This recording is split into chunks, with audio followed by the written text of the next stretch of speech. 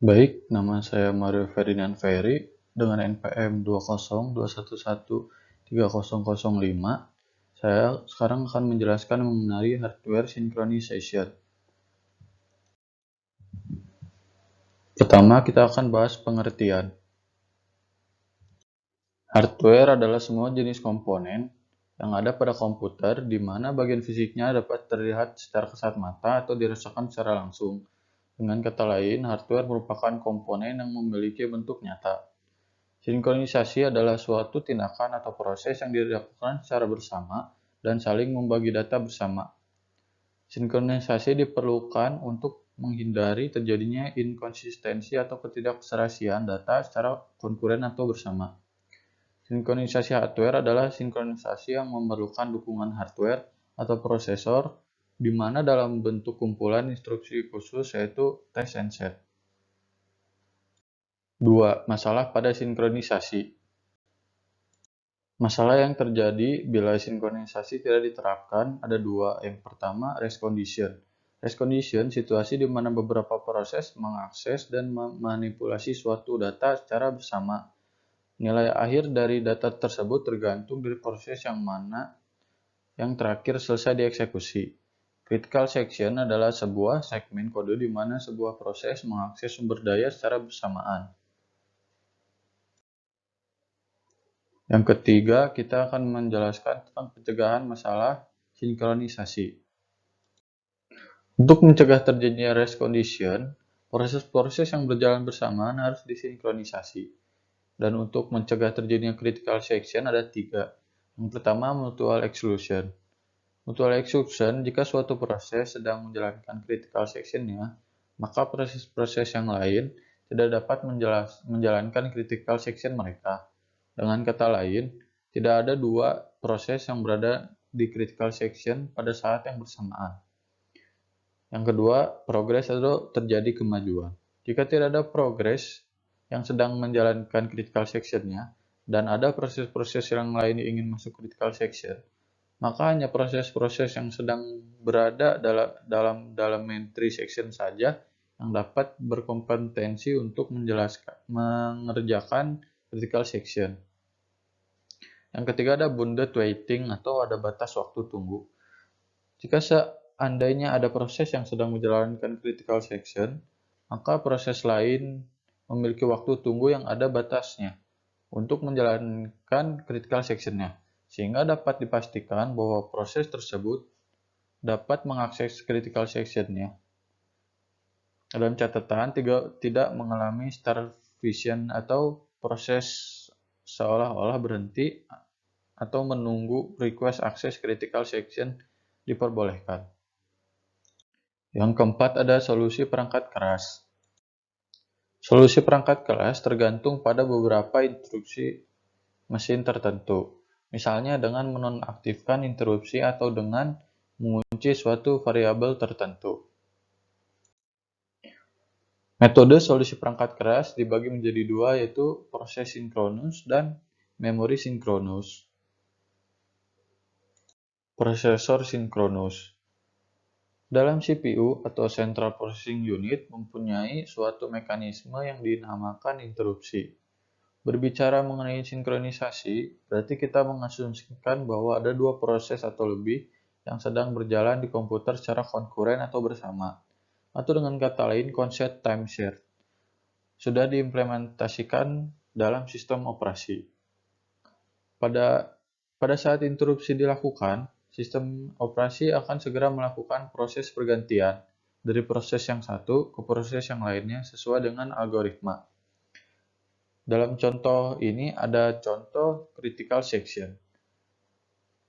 Pada baris ke-1, prosesor akan menonaktifkan interupsi, yang menyebabkan interupsi berikutnya tidak akan terganggu oleh interupsi. Kemudian, setelah baris ketiga dieksekusi, maka proses akan keluar dari critical section, yang menyebabkan proses mengaktifkan kembali interupsi dan mekanisme scheduling di sistem operasi dapat berjalan kembali. Terlihat bahwa dengan mekanisme ini kita sudah cukup mengatasi isu yang ada, tetapi ternyata mekanisme ini tidak dapat diterapkan apabila kita ada di lingkungan multiprosesor. Hal ini disebabkan jika kita menonaktifkan intrusi, maka yang akan dinonaktifkan hanyalah satu prosesor saja, sehingga dapat mengakibatkan terjadinya hal yang tidak diinginkan. Memori sinkronus. Mekanisme ini lebih cocok dikategorikan sebagai pendekatan dari perangkat lunak. Tetapi jika diperhatikan lebih lanjut, mekanisme ini memerlukan jasa dari perangkat keras, memiliki syarat yang harus dipenuhi agar dapat berjalan sesuai dengan keinginan. Memori sinkronus juga, metode ini memiliki kemampuan untuk membuat suatu interupsi berjalan sesuai atomik. Ini ada kode test and set dari program Java. Perhatikan pada baris 56. Pada baris 56 menggunakan metode test and set harus bersifat atomik. Jadi metode ini dianggap sebagai satu instruksi mesin. Di baris ini, proses berusaha untuk mengubah nilai dari variabel reference log. Jika tidak berhasil, maka akan terus mencoba. Tapi jika berhasil, maka akan masuk ke bagian kritis dan proses akan mengubah nilai dari log dan memberikan kemungkinan proses lain untuk masuk. Instruksi atomik adalah satu atau kelompok instruksi tidak dapat diberhentikan sampai instruksi tersebut selesai. Semapur. Semapur merupakan pendekatan yang dikemukakan oleh Dijkstra. Prinsip semapur adalah dua proses atau lebih dapat bekerja sama menggunakan penanda-penanda yang sederhana. Proses dipaksa berhenti sampai proses memperoleh penanda tertentu. Sembarangan kebutuhan koordinasi kompleks dapat dipenuhi dengan struktur penanda sesuai kebutuhannya. Semapur merupakan salah satu sumber daya sistem. Misalnya, dua proses P1 dan P2, dan sumber daya kritis R1 dan R2. Proses P1 dan P2 harus mengakses kedua sumber daya. Kondisi berikut yang dapat terjadi, R1 diberikan ke P1, R2 diberikan kepada P2. Apabila dua proses untuk melanjutkan eksekusi memerlukan kedua sumber daya sekaligus, maka kedua proses akan saling menunggu sumber daya lain selamanya. Tidak ada proses yang dapat melepaskan sumber daya yang telah dipegangnya, karena menunggu sumber daya lain tak pernah diperolehnya. Kedua proses dalam kondisi deadlock tidak dapat membuat kemajuan apapun.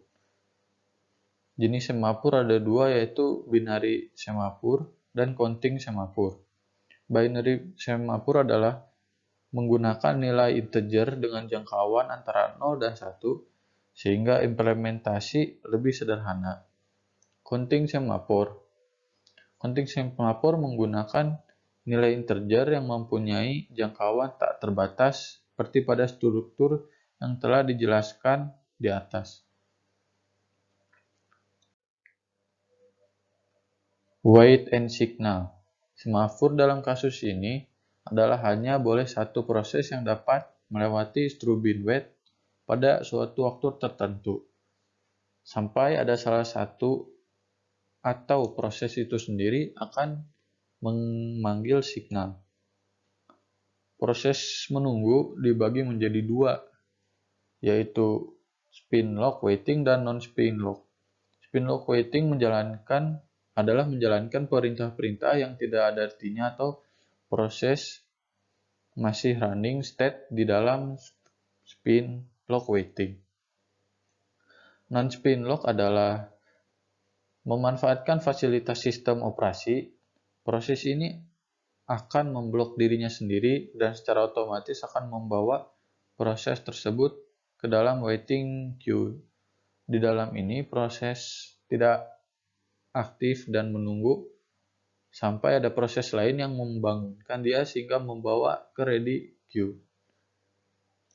Sekian dari presentasi saya. Terima kasih.